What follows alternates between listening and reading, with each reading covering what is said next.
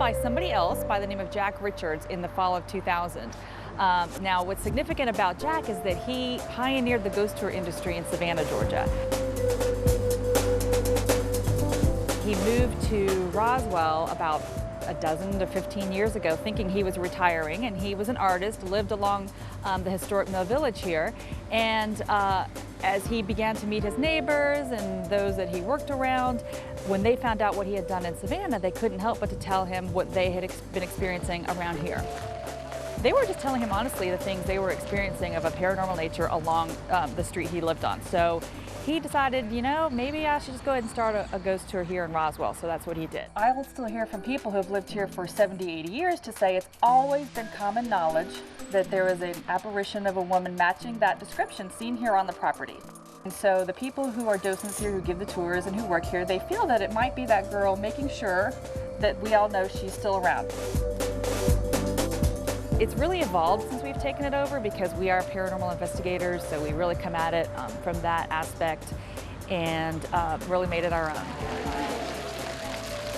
The highlight of the tour, if I have to pick one, I'll just tell you that it's what most people will maybe email me the next day about.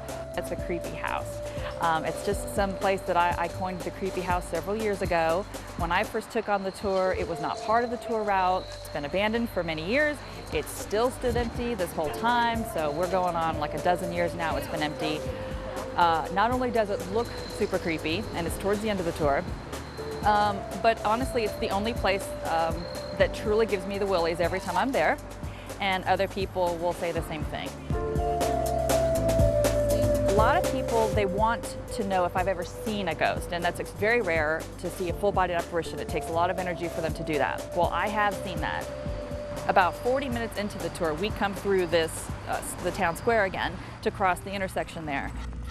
I usually tend to scurry ahead of people to push the button so that we can get across the intersection while everybody is sort of gathering behind me. And as I was approaching the corner to do that, I noticed catty corner across the street, there was a gentleman sprinting towards the corner that we were also coming towards. And at first I was thinking, well, I don't know that he has the right-of-way, so my eyes darted to the light, saw sure enough, we don't have the right-of-way, and this is unsafe. All this, of course, is happening within 2 seconds. When I looked back at him, he was in the middle of the intersection, and that's when I saw that he was about like 25% see-through. And his eyes were on me the whole time. I will never, ever forget that. So, you know, I have experienced creepier things, but most people really enjoy the stories of really seeing a ghost because it's so rare. So right now you're standing in the middle of Founders Cemetery. So the first body buried here was in 1840 and the last body buried here was in 1860.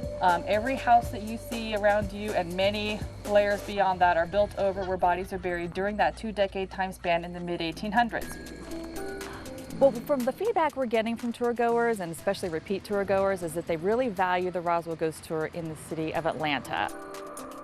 They really love that we have Roswell in and of itself. It's very historic. We have beautiful antebellum mansions that not every city has, and so without the ghost tour, many of them will say they would have never even known they were here. But they really appreciate the aspect that we come at it where we're not dressed up, we don't have anybody jumping out to scare you. We're really telling honestly of what people are telling us that they are experiencing. This is honest to goodness what these people are telling us along this route that they experience, and we get the permission that they allow us to tell other stories.